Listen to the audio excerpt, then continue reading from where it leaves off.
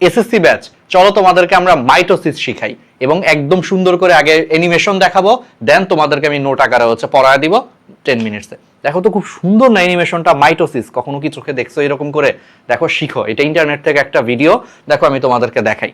Amazing না? কত সুন্দর না? দেখো একটা কোষ থেকে কত সুন্দর করে তোমার দুইটা কোষ হয়ে যাচ্ছে, তাই না? আচ্ছা, প্রথমে কি হয় দেখো, প্রথমে হয় দেখো নিউক্লিয়াসটা বড় হচ্ছে, অর্থাৎ এটা প্রোফেজে আছে। দেন দেখো এই যে প্রোমেটাফেজ, অর্থাৎ স্পিন্ডল যন্ত্র তৈরি হলো। তারপরে দেখো ক্রোমোজোম গুলো মাঝখানে চলে আসলো, অর্থাৎ মেটাফেজ। দেন এখন দেখো দুই ভাগে ভাগ হয়ে অর্ধেক এই মেরুতে যাবে, বাকি অর্ধেক এই মেরুতে আসবে, মানে অ্যানাফেজ। দেন টেলোফেজে আবার নিউক্লিওলাস, নিউক্লিয়ার মেমব্রেন তৈরি হয়ে এই যে একটা কোষ থেকে আলটিমেটলি দুইটা কোষ হচ্ছে। আরেকবার দেখো, প্রথমে প্রোফেজ, নিউক্লিয়াস একটু বড় হলো, ক্রোমোজোম গুলো খাটো মোটা হইলো, দেন স্পিন্ডল যন্ত্র তৈরি হইলো, প্রোমেটাফেজ। দেন মেটাফেজ, মাঝখানে চলে আসছে। এরপরে অ্যানাফেজ, দেখো অর্ধেকে এক মেরুর দিকে, বাকি অর্ধেক স্পিন্ডল যন্ত্রের আরেক মেরুর দিকে চলে যাবে। দেন টেলোফেজ, অর্থাৎ নিউক্লিওলাস ও নিউক্লিয়ার মেমব্রেন তৈরি হয়ে যাবে। ঠিক আছে, তাহলে দেখছো?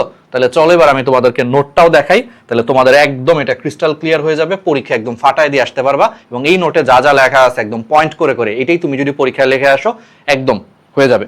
ওকে, তাহলে প্রথম জিনিসটা তোমার ভিডিও থেকে নিশ্চয়ই মনে আছে। প্রথমে কি হয়, প্রোফেজ পর্যায়ে ক্রোমোজোম গুলো থেকে পানি চলে যায়। ধারণা করা হয় যে ক্রোমোজোম গুলো থেকে পানি চলে যায়, অর্থাৎ পানি বিয়োজন হয়। এই পানি বিয়োজনের কারণে ক্রোমোজোম গুলো ক্রমান্বয়ে সংকুচিত হয়ে খাটো মোটা হয়। ধরো ক্রোমোজোম গুলো একটা দড়ির মতো, তুমি সিম্পলি চিন্তা করো তো, একটা দড়ির মতো দেখতে জিনিসগুলা যদি যত বেশি খাটো হবে তত চারপাশ দিয়ে মোটা হয়ে যাবে না? যে একটা জিনিসকে আমি যত বেশি ছোট করব তাহলে এটা পাশ দিয়ে তত মোটা হয়ে যাবে। এই জন্য ক্রোমোজোম গুলো খাটো হয় এবং পাশ দিয়ে মোটা হয়ে যায়। এই ক্রোমোজোম গুলো খাটো মোটা হয়, প্লাস নিউক্লিয়াসের মধ্যে বিভিন্ন ধরনের বিক্রিয়া শুরু হয়ে যায়, কারণ যেহেতু এখন কোষ বিভাজিত হবে, ফলে সব মিলে এই জন্য নিউক্লিয়াসের আকার বড় হয়ে যায়, কারণ ক্রোমোজোম গুলো নিউক্লিয়াসের মধ্যে থাকে।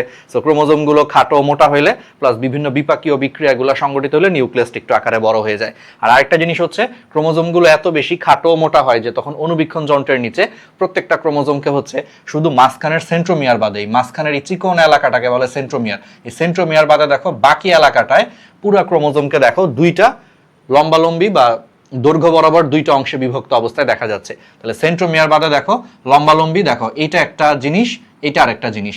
এটারে বলা একটা ক্রোমাটিড, এটাকে বলা আরেকটা ক্রোমাটিড। তাহলে বুঝছো? অর্থাৎ তখন প্রত্যেকটা ক্রোমোজোমকে দুইটা ক্রোমাটিডে দেখা যায়, অর্থাৎ একটি ক্রোমোজোমে তখন দুইটা ক্রোমাটিড দেখা যায়। এই ক্রোমাটিড গুলো শুধু এই সেন্ট্রোমিয়ারের মাধ্যমে যুক্ত থাকে। তাহলে এই পাশে লম্বালম্বি এটা একটা ক্রোমাটিড, এই পাশে লম্বালম্বি এটা আরেকটা ক্রোমাটিড, তার মানে প্রত্যেকটা ক্রোমোজোমে দুইটা ক্রোমাটিড থাকে।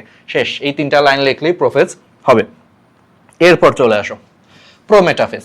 প্রোমেটাফেজে কি হবে ভাই? স্পিন্ডল যন্ত্র তৈরি হবে। কোষের ভিতরে যে মাইক্রোটিউবিউল থাকে, সেই মাইক্রোটিউবিউল স্পিন্ডল যন্ত্রের সূচনা করে বা স্পিন্ডল যন্ত্র তৈরি করে। এই যে দেখো এখানে সবুজ কালারের যে জিনিসটা দেখতে পাচ্ছ লম্বালম্বি, সেটাই স্পিন্ডল যন্ত্র। এখন এই স্পিন্ডল যন্ত্রের দুই প্রান্তকে তোমার বলা মেরু, ওই পৃথিবীর মতো, উত্তর মেরু দক্ষিণ মেরুর মতো আর কি, পৃথিবীর মতো অনেকটা, তাই না? তাহলে এটাও একটা মেরু, এটাও একটা মেরু, আর মাঝখানের অঞ্চলটাকে পৃথিবীর মতোই বলে বিষুবীয় অঞ্চল বা ইকুয়েটর। তাহলে স্পিন্ডল যন্ত্রের এটাও মেরু, এটাও মেরু, আর মাঝখানেরটাকে কি বলে? বিষুবীয় অঞ্চল বা ইকুয়েটর। এবার আসো, স্পিন্ডল যন্ত্র অনেকগুলা কি থাকে? স্পিন্ডল তন্তু থাকে। তন্তু মানে সুতা।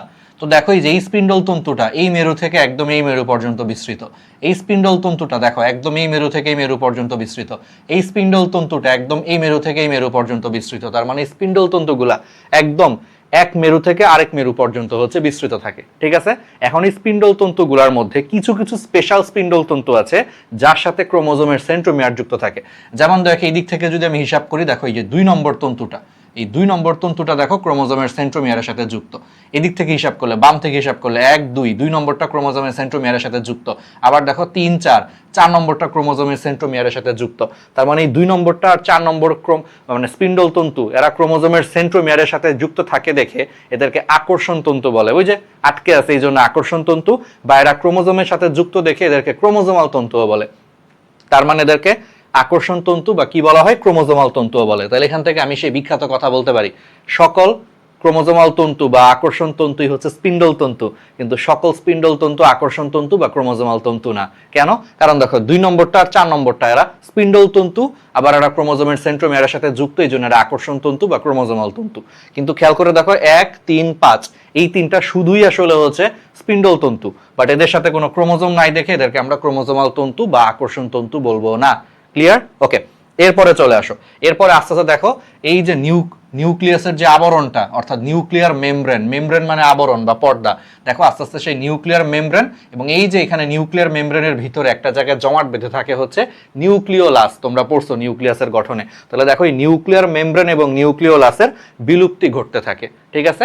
আর প্রাণী কোষে, এটা উদ্ভিদ কোষ আঁকছে এই জন্য দেখাই নেই, প্রাণী কোষের ক্ষেত্রে এই দুই প্রান্তে হচ্ছে তোমার সেন্ট্রিওল থেকে অ্যাস্টার তন্তু বিচ্ছুরিত হয়, অর্থাৎ স্পিন্ডল যন্ত্রের এই যে দুই প্রান্ত, এই প্রান্ত একটা, এই প্রান্ত এখান থেকে অ্যাস্টার তন্তু বা অ্যাস্টার রশ্মি বিচ্ছুরিত হয় প্রাণী কোষের ক্ষেত্রে। ব্যাস, তাইলে স্পিন্ডল যন্ত্র তৈরি হয়। এর মধ্যে স্পিন্ডল তন্তু থাকে এক মেরু থেকে আরেক মেরু পর্যন্ত, আকর্ষণ তন্তু বা ক্রোমোজোমাল তন্তু, নিউক্লিওলাস ও নিউক্লিয়ার মেমব্রেনের বিলুপ্তি ঘটতে থাকে। আর প্রাণী কোষে আরেকটা এক্সট্রা পয়েন্ট লিখতে পারো যে অ্যাস্টার তন্তু বা অ্যাস্টার রশ্মি বিচ্ছুরিত হয় সেন্ট্রিওল থেকে। শেষ, প্রোমেটাফেজ ডান। এবার আসো মেটাফেজ। ভিডিওটা মনে করো, মেটাফেজে একদম ক্রোমোজোমগুলো হচ্ছে স্পিন্ডল যন্ত্রের মাঝখানে চলে আসছিল, মনে আছে ভিডিওটা যে একদম মাঝখানে চলে আসছে। তাহলে দেখো এখানেও কিন্তু দেখো ছবিটায় দেখো, এটা যদি স্পিন্ডল যন্ত্র হয় দেখো ক্রোমোজোমগুলো একদম মাঝখানে চলে আসছে। তাহলে মেটা মানে মাঝখানে। বায়োলজিতে একটা কথা অলওয়েজ মনে রাখবা, মেটা মানে মধ্যে, মাঝখানে বোঝায়, ফেজ মানে পর্যায়। তাহলে মেটাফেজ মানে হচ্ছে মাঝখানের পর্যায়, ঠিক আছে। ওকে, অর্থাৎ এখান দিয়ে মনে রাখতে পারো যে মেটা মানে ক্রোমোজোমগুলো হচ্ছে মাঝখানে থাকে, এটাও মনে রাখতে পারো, মনে রাখার টেকনিক বলতেছি, ঠিক আছে।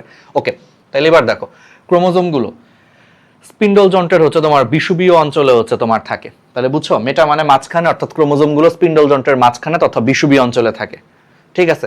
তারপরে দেখো এই বিষুবীয় অঞ্চলে থাকার সময় সেন্ট্রোমিয়ার, ক্রোমোজোমের সেন্ট্রোমিয়ার হচ্ছে বিষুবীয় অঞ্চলে, আর বাহু দুটা মেরুমুখী অবস্থান করে। দেখো ছবিটা দেখো, এই যে একদম মাঝখানের যে সেন্ট্রোমিয়ার, দেখো সেই সেন্ট্রোমিয়ার গুলা হচ্ছে বিষুবীয় অঞ্চলে, আর এই যে এই পাশের এইগুলারে বলে বাহু, এটা একটা বাহু, এটা একটা বাহু। যে সেন্ট্রোমিয়ারের এই পাশের এই দুইটারে বলে হচ্ছে বাহু, এই পাশের এই দুইটারে বলে হচ্ছে একটা বাহু। তাহলে দেখো তো সেন্ট্রোমিয়ার গুলা মাঝখানে আছে, কিন্তু দেখো তো বাহু, অর্থাৎ এই বাহুটা দেখো মেরুর দিকে, এই বাহুটাও দেখো মেরুর দিকে। সেন্ট্রোমিয়ার মাঝখানে মানে বিষুবীয় অঞ্চলে, কিন্তু এই বাহুটাও মেরুর দিকে, এই বাহুটা হচ্ছে এই মেরুর দিকে, এটাই বলছে যে সেন্ট্রোমিয়ার বিষুবীয় অঞ্চলে ও বাহু দুটি মেরুমুখী অবস্থান করে। তারপরে দেখো এখানে কিন্তু তুমি কি কোনো নিউক্লিয়ার মেমব্রেন বা নিউক্লিওলাস দেখতে পাচ্ছ না। কেন? কারণ মেটাফেজ পর্যায়ে নিউক্লিওলাস ও নিউক্লিয়ার মেমব্রেন স্পিন্ডল যন্ত্রের আঘাতে সম্পূর্ণ বিলুপ্ত হয়ে যায়। তারপর আরেকটা জিনিস হচ্ছে, মেটা দিয়ে একটা কথা মনে রাখবা, মেটা মানে মোটা। একটা কথা মনে রাখো, মনে রাখার টেকনিক বলতেছি। মেটা দিয়ে তুমি মনে রাখতে পারবা না মোটা, তার মানে এটা দিয়ে মনে রাখবা এই ধাপে ক্রোমোজোমগুলো সর্বাধিক মোটা ও খাটো হয়, অর্থাৎ মেটাফেজ পর্যায়ে ক্রোমোজোমগুলো হচ্ছে সর্বাধিক মোটা ও খাটো হয়, মেটা মানে মোটা, ঠিক আছে। ব্যাস, তোমার মেটাফেজ শেষ। তাহলে মেটা মানে মাঝখানে, অর্থাৎ ক্রোমোজোমগুলো স্পিন্ডল যন্ত্রের মাঝখানে তথা বিষুবীয় অঞ্চল অবস্থান করে। শব্দের অর্থ বুঝে পড়লে বায়োলজি পানির থেকেও সহজ। ফেজ মানে পর্যায়, তার মানে এই পর্যায়ে ক্রোমোজোমগুলো মাঝখানে অর্থাৎ স্পিন্ডল যন্ত্রের বিষুবীয় অঞ্চলে অবস্থান করে। সেন্ট্রোমিয়ারগুলো বিষুবীয় অঞ্চলে, আর বাহুগুলো এই যে মেরুর দিকে থাকে। দেখো নিউক্লিওলাস ও নিউক্লিয়ার মেমব্রেনের সম্পূর্ণ বিলুপ্তি ঘটছে। আর মেটা দিয়ে মনে রাখতে বলছি মোটা, মানে এই পর্যায়ে ক্রোমোজোমগুলো সর্বাধিক খাটো ও মোটা হয়। ওকে, এরপরে চলে আসো অ্যানাফেজ।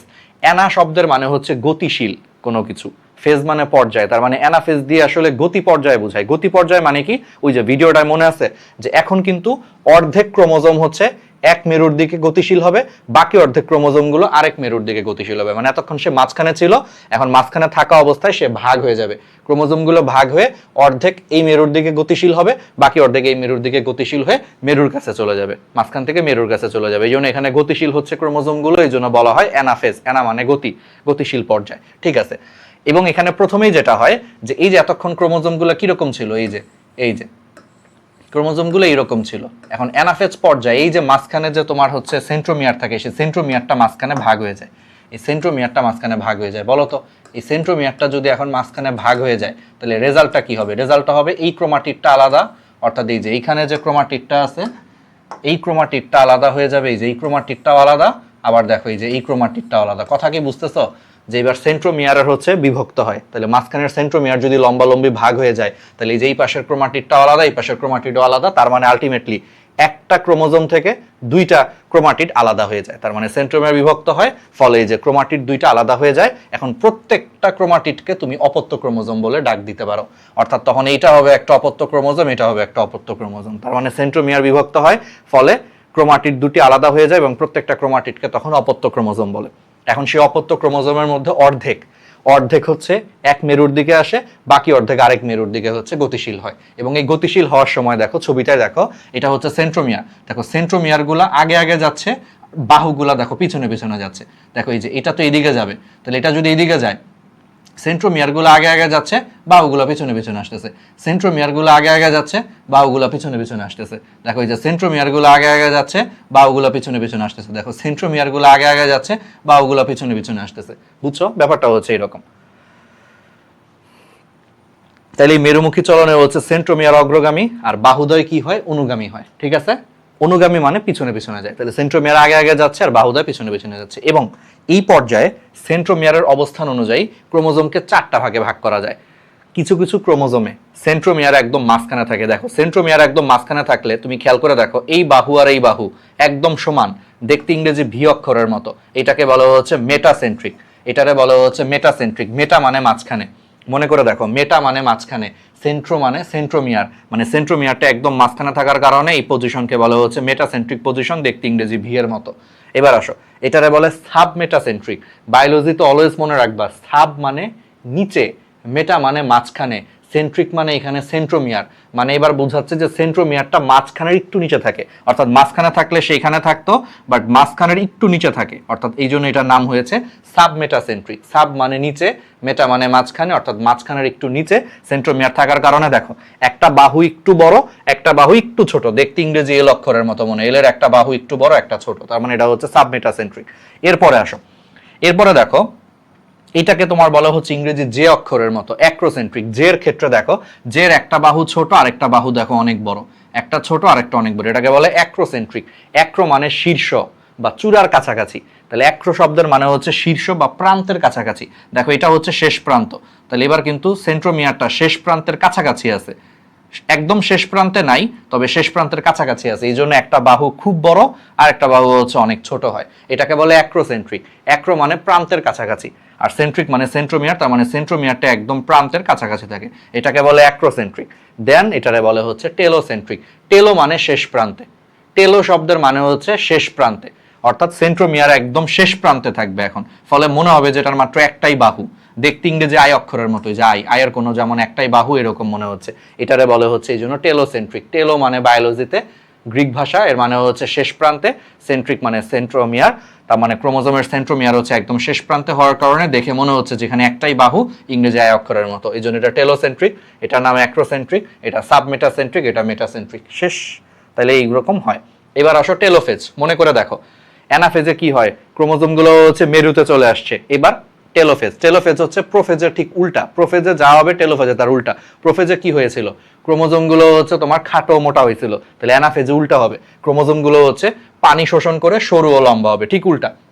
তারপর মনে করে দেখো প্রোফেজ বা তার পরবর্তীতে কি হয়েছে, নিউক্লিওলাস ও নিউক্লিয়ার মেমব্রেনের বিলুপ্তি হয়ে গেছিল, তাহলে এটা উল্টা, তাহলে এটা হচ্ছে নিউক্লিওলাস ও নিউক্লিয়ার মেমব্রেনের পুনরায় আবির্ভাব হবে, নতুন করে হচ্ছে নিউক্লিওলাস এবং নিউক্লিয়ার মেমব্রেন তৈরি হবে, যে ভিডিওটার একদম শেষে চিন্তা করো। তারপরে কি হবে, স্পিন্ডল যন্ত্রের তো এখন কাজ শেষ, তো স্পিন্ডল যন্ত্রের বিলুপ্তি হয়ে যাবে, তন্তুগুলো আস্তে আস্তে অদৃশ্য হয়ে যাবে, টেলোফেজ শেষ। টেলোফেজ শেষ মানে আলটিমেটলি আমার পুরো একটা নিউক্লিয়াস দুইটা অপত্য নিউক্লিয়াসে পরিণত হয়ে গেছে, অর্থাৎ ক্যারিওকাইনেসিস ডান। ক্যারিওকাইনেসিস তো বুঝতেছো, ক্যারিয়ন মানে নিউক্লিয়াস, এখানে কাইনেসিস বলতে ভাগ বোঝাচ্ছে, অর্থাৎ ক্যারিওকাইনেসিস মানে হচ্ছে নিউক্লিয়াসের বিভাজন, একটা নিউক্লিয়াস থেকে দুইটা নিউক্লিয়াস হওয়াকে বলে ক্যারিওকাইনেসিস। এখন ক্যারিওকাইনেসিস শেষ, এবার কি হবে বলো, সাইটোকাইনেসিস হবে। সাইটো মানে সাইটোপ্লাজম, কাইনেসিস বলতে এখানে বিভাজন বোঝাচ্ছে, তার মানে সাইটোকাইনেসিস মানে হচ্ছে সাইটোপ্লাজমের বিভাজন হয়ে যাবে, অর্থাৎ আমার নিউক্লিয়াস ভাগ হয়ে গেছে, এখন কোষের সাইটোপ্লাজম ভাগ হয়ে গেলেই পুরা কোষ দুইটা আলাদা হয়ে দুইটা কোষ হয়ে যাবে, মানে এতক্ষণ খালি কেবল নিউক্লিয়াস দুইটা আলাদা হয়েছে, দেন সাইটোকাইনেসিস হলে সাইটোপ্লাজমটাও ভাগ হয়ে দুইটা কোষ আলাদা হয়ে ব্যাস হয়ে যাবে। এখন প্রাণী কোষ এটা একরকম হয়, উদ্ভিদ কোষ আরেক রকম হয়। যাই হোক, এটা সহজ। উদ্ভিদ কোষে হচ্ছে মাঝখানে কোষ প্লেট তৈরি হয়, কোষ প্লেট তৈরি হয়ে পরে সেখানে সেলুলোজ হেমিসেলুলোজ জমা হয়ে কোষ প্রাচীর হয়ে একটা কোষ থেকে দুইটা কোষ হয়। আর প্রাণী কোষে হচ্ছে জাস্ট ওই যে কোষ ঝিল্লিটা আস্তে আস্তে ভিতরের দিকে ভাঁজ হয়ে যায়, ভাঁজ হয়ে আস্তে আস্তে এটা ভিতরের দিকে ঢুকতে ঢুকতে ঢুকতে ঢুকতে পরে একটা সময় টাচ করে আলটিমেটলি দুইটা পাশকে পুরো আলাদা করে ফেলে, মানে প্রাণী কোষে এরকম হয়, এই যে এরকম করে ভাঁজ হতে থাকে, এই ভাঁজটা আস্তে আস্তে একটা একটাকে টাচ করে এটা আলাদা হয়ে যায়, এটা আলাদা হয়ে যায়, শেষ। এভাবে একটা অপত্য কোষ থেকে দুইটা মানে একটা মাতৃকোষ থেকে দুইটা অপত্য কোষ পাওয়া যায়। ঠিক আছে, এটাই হচ্ছে মাইটোসিস। বলো একদম ক্রিস্টাল ক্লিয়ার না? তাহলে এরকম করে সুন্দর করে সাথে নোটটাও, এই নোটটাও আমরা হচ্ছে কমেন্টে দিয়ে দিচ্ছি, অবশ্যই তুমি হচ্ছে ডাউনলোড করে নিও আমাদের কাছ থেকে করে। আর এরকম ক্রিস্টাল ক্লিয়ার কনসেপ্ট সহ ঢাকা মেডিকেল, বুয়েট এবং ঢাকা ইউনিভার্সিটির দেশসেরা টিচারদের কাছে পড়তে চাইলে ডিএস ডাইনামিক স্কুলে চলে আসো। তোমাকে 9-10 থেকে এমনভাবে আমরা গড়ে তুলবো, বা আমরা ইন্টারে হচ্ছে মেডিকেল অ্যাডমিশন চালাই এবং বায়োলজি পড়াই, তোমাকে এমনভাবে হচ্ছে আমরা গড়ে তুলবো ইন্টারে বা 9-10 থেকেই, যাতে তুমি আমাদের মতো হচ্ছে ঢাকা মেডিকেলে চান্স পাও। আমি নিজে ঢাকা মেডিকেল থেকে পাশ করছি, ডাক্তার আমি একজন, আমার নাম হচ্ছে ডাক্তার রাহাত। তো আমি এক্স নটরডামিয়ান প্লাস এক্স ডিএমসিয়ান।